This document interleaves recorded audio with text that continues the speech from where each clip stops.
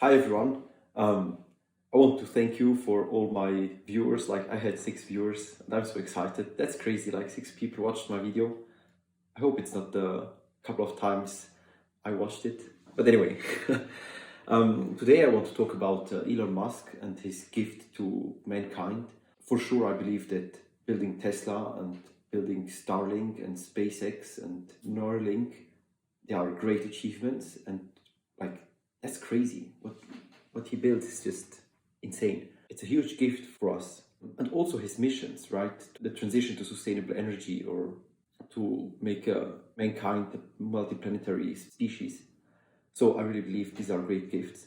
Yesterday, I was thinking about everything he does, and I believe his greatest gift is going to be that he inspires people. That's what I want to talk about today.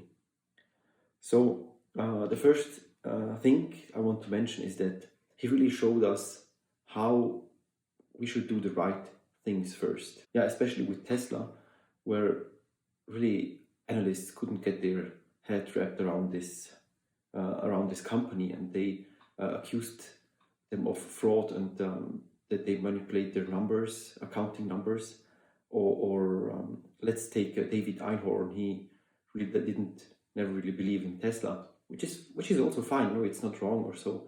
How he organizes the company and how he reallocates resources or allocates resources, it's really unique, and it's very impressive. And he really shows us how you can be successful with doing the right thing. So not only doing marketing, like let's say legacy automakers, but really work on the technology and on the product itself.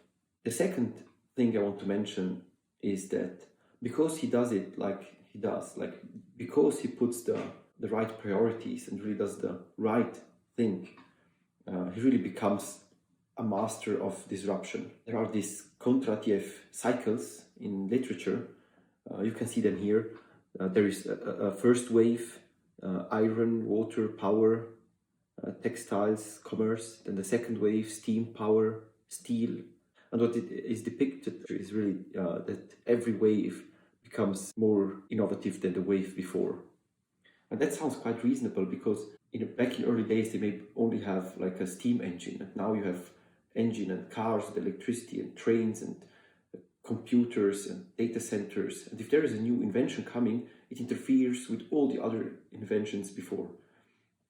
So my point is that he really is the master of disruption. And maybe this is going to be the paradigm for the next 20 to 50 years, where every industry is going to be disrupted again and again, because technology is just evolving at such quick pace.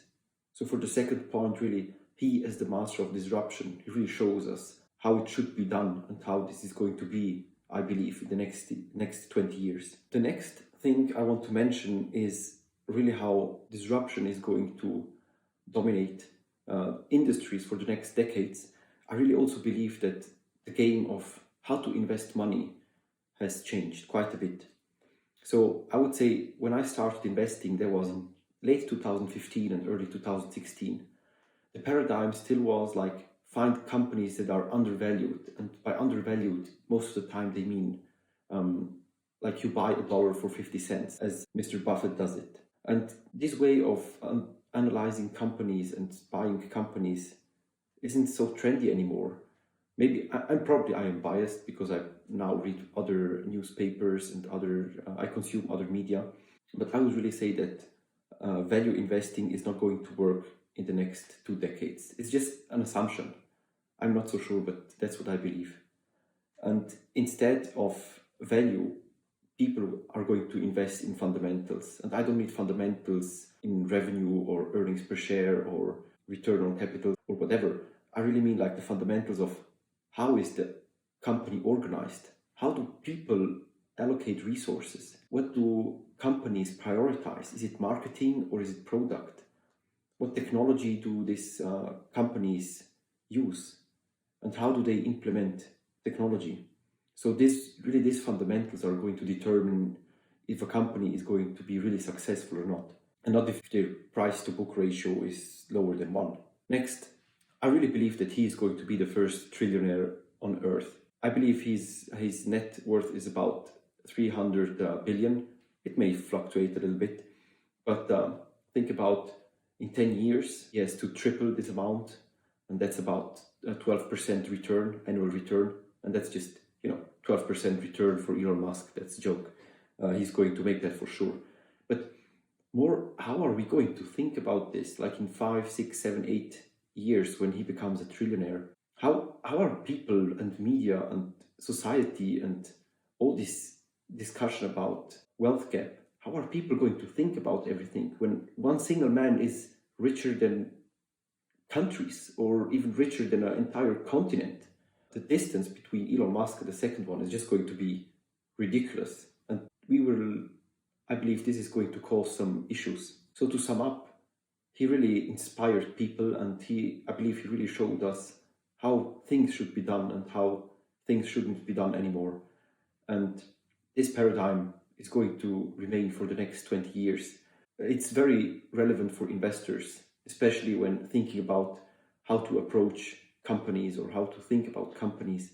The value investing model is outdated, in my opinion. He's also going to be the first trillionaire on this planet, and that's just going, like, people are not going to understand why. And that's just going to drive them crazy, right? So his inspiration and how he showed us to do the right things, I believe that's the biggest gift he gave us. And in some sense, I probably think that he's kind of a reincarnation of Jesus.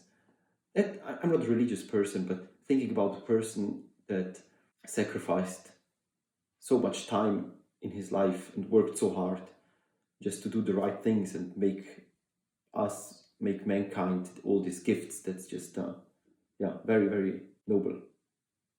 Anyway, thank you very much for watching. If you like this video, or if you like the type of videos I do, please do subscribe.